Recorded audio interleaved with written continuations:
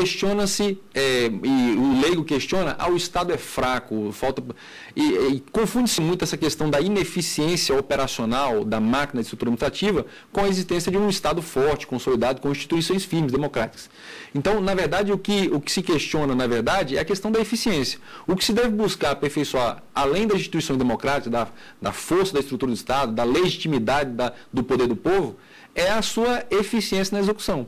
Então, quando há uma falha na execução do serviço de saúde, de transporte, num ato ilegal, numa nomeação num concurso, numa fraude qualquer, isso não é uma fraqueza do Estado ou uma dilaceração da instituição do Estado, mas sim das suas instituições de execução, de controle, de operação, na verdade. É o que nós buscamos aperfeiçoar e melhorar o tempo todo. Essa é a grande busca, é algo que se vai buscar sempre, tanto nos países já mais avançados de primeiro mundo, como nós que estamos desenvolvendo legislação. Isso vai se aperfeiçoar com legislação, com novas interpretações, o papel do Supremo, dos tribunais superiores é importantíssimo. Isso vai acontecer sempre. Hoje, daqui a alguns séculos, nós estaremos sempre buscando uma aperfeiçoação, uma mutação dessa interpretação e da aplicação do direito.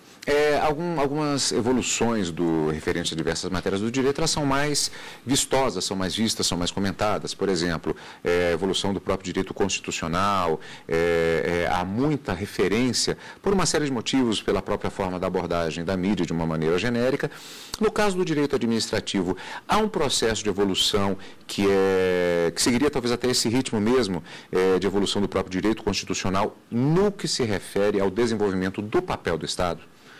Com certeza. O aperfeiçoamento de instituições de direito administrativo, especificamente, novas legislações como legislação de agência executiva, de agência reguladora, essa nova estrutura de agências reguladoras, uma nova estrutura com parcerias público-privadas, uma nova reflexão sobre concessão e prestação de serviço, a discussão mesmo de privatizações ou não, nova legislação de licitações, um aperfeiçoamento de legislação de licitações, o próprio controle, lei de responsabilidade fiscal, a gestão pública, né? A questão da investidura por meritocracia ou por caráteres profissionais e técnicos no Estado, a diminuição de cargos em comissão, um critério mais objetivo e mais científico de investidura nos cargos, a proibição do nepotismo, tudo isso são formas de aperfeiçoamento do direito administrativo e de melhoria da estrutura do Estado, a partir de uma visão constitucional, com certeza.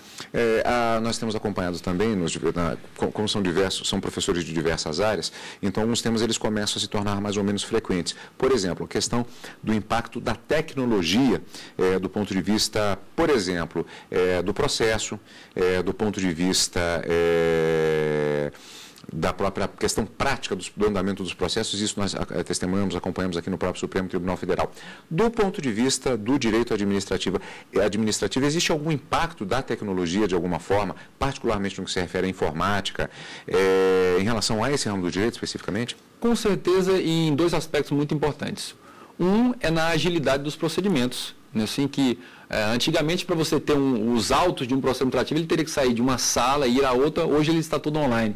Isso vai agilitar muito mais. E um outro aspecto é um maior controle, porque como a informação está acessível muito mais facilmente, isso permite você acessar um documento, um ato, monitorar com uma frequência maior. Então a tendência é a aperfeiçoar ainda mais. E claro, aquele trâmite, aquela burocracia interna no sentido até um pouco pejorativo, de encaminhamento, autuação, isso vai se enxugar nas estruturas à medida do passar do tempo, e isso acontece muito já em algumas unidades, como tribunais.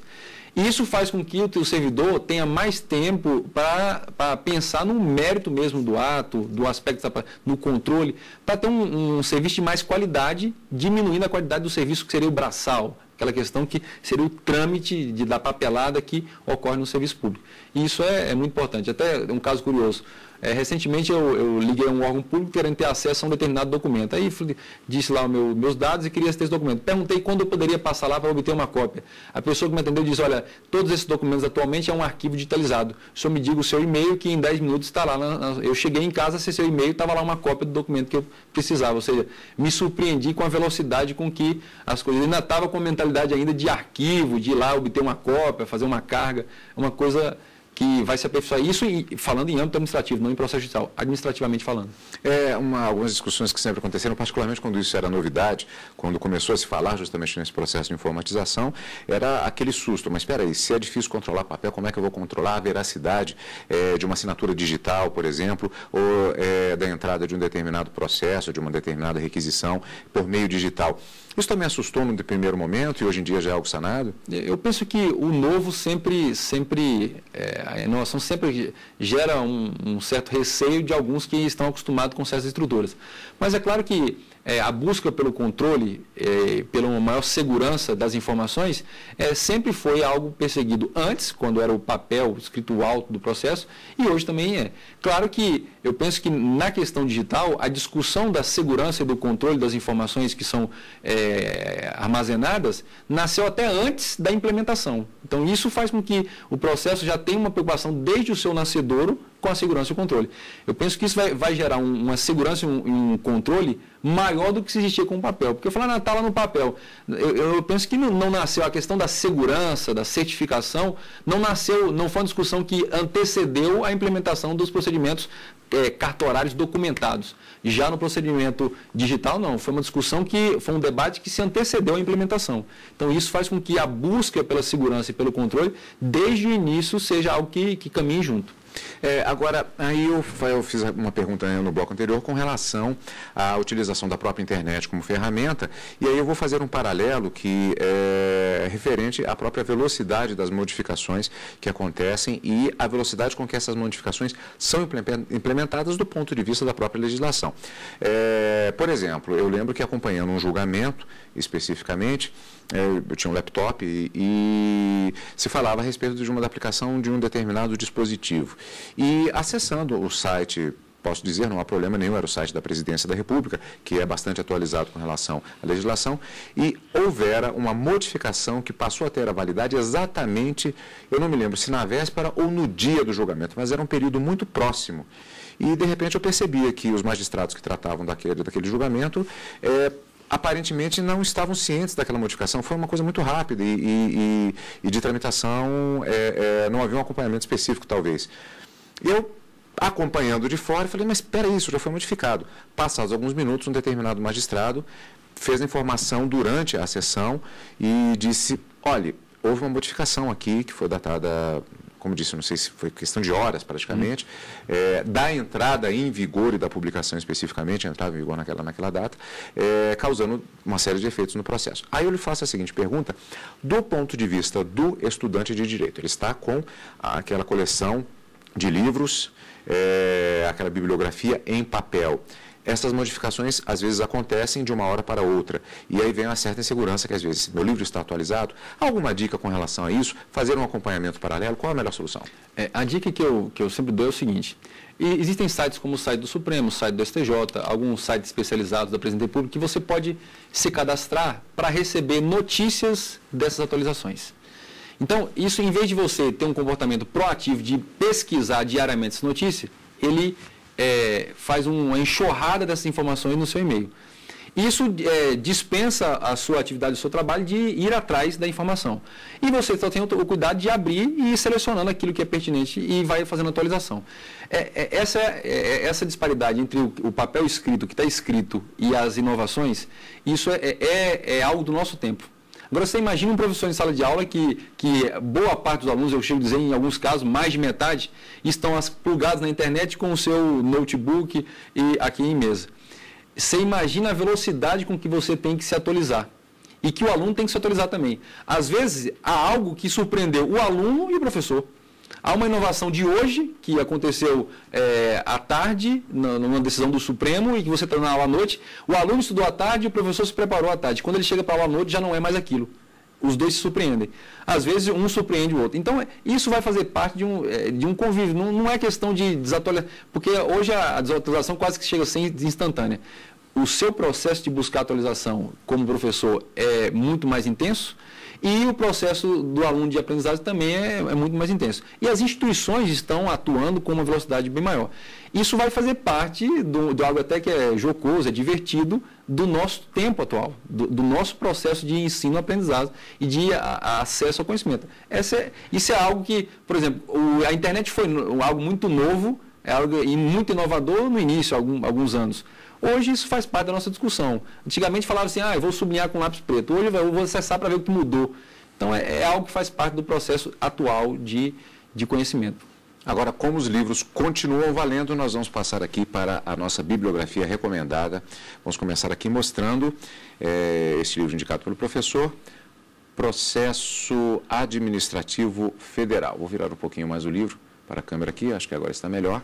Processo Administrativo Federal, comentários à lei número 9.784, de 29 de janeiro de 1999, José dos Santos Carvalho Filho. Vamos passar para mais um outro livro, aliás, já adiantando, como o professor já havia nos passado a informação, livros que tratam especificamente da matéria, com uma característica que já vamos abordar, mostrando já processo administrativo, princípios constitucionais e a Lei 9.784, de 99, Egon Bockmann Moreira. Vamos também para a próxima recomendação, aqui já partindo para a coletânea, não é, professor, propriamente dita? Aqui no caso, uma coletânea de textos. As leis de processo administrativo, Lei Penal 9.784... Lei Federal... Lei Federal, perdão. Lei Federal 9.784, de 1999, e a Lei Paulista 10.177, de 98. Uma série de autores sob a coordenação de Carlos Ari Sundfeld e Guilhermo Andrés Munhoz. E também, como o professor já nos orientou, no sentido de que estes livros, eles podem ser utilizados seguindo-se aqui uma coletânea, no caso aqui a Constituição Federal, a legislação administrativa e a legislação ambiental também, servindo justamente de base com os textos legais para o estudo da doutrina. Alguns livros que estão aqui sendo recomendados. Claro, são muitos outros títulos, né, professor? Claro, é só uma dica que, assim, apesar de se aprofundar em boas doutrinas, no direito público é sempre importante ter uma consulta bem atualizada e à mão da legislação, porque apesar do direito administrativo não ter um código, tem muita legislação e, em razão do próprio princípio da legalidade, de estar muito preso à legalidade, é necessário consultar a lei para você não surpreender com, às vezes, um dispositivo que tratava do assunto e você tentando teorizar sobre aquilo que já está legislado e você não pode fugir tanto à lei, deveria interpretar esse dispositivo de lei. Então, a legislação é muito importante em direito administrativo. Estão aqui as informações, as dicas, e que você também, lembrando, deve acompanhar as aulas do Saber Direito, especificamente aqui, no caso, tratando exatamente de temas de processo administrativo federal, Lei 9.784 de 99. Lembrando que você pode baixar os vídeos no YouTube, pode acessar a página do Supremo Tribunal Federal, inclusive para o link para a página do Supremo no YouTube, o canal de vídeos da internet. Pode baixar e assistir os vídeos em www.tvjustiça.jus.br e também pode mandar a sua sugestão para o programa Saber Direito. Saber Direito, o e-mail, saberdireito@stf.jus.br. E, claro, também acessar o site também no YouTube do Saber Direito Debate, www.youtube.com/saberdireitodebate. Professor, eu queria agradecer muito a sua participação aqui conosco, relembrar os alunos que podem acessar as aulas do professor Emerson Caetano e também o Saber Direito Debate nesse endereço que nós acabamos de passar, e já contamos com o professor futuramente para outras conversas, outras aulas, outros esclarecimentos sobre direito administrativo aqui na TV Justiça. Muito obrigado pela participação, professor. Eu que agradeço a oportunidade e estou à disposição aí para quaisquer esclarecimentos ou oportunidades futuras. Já estamos contando, professor. E você, amigo da TV Justiça, como sempre, nós agradecemos a sua participação aqui conosco e continue sempre aqui na TV Justiça.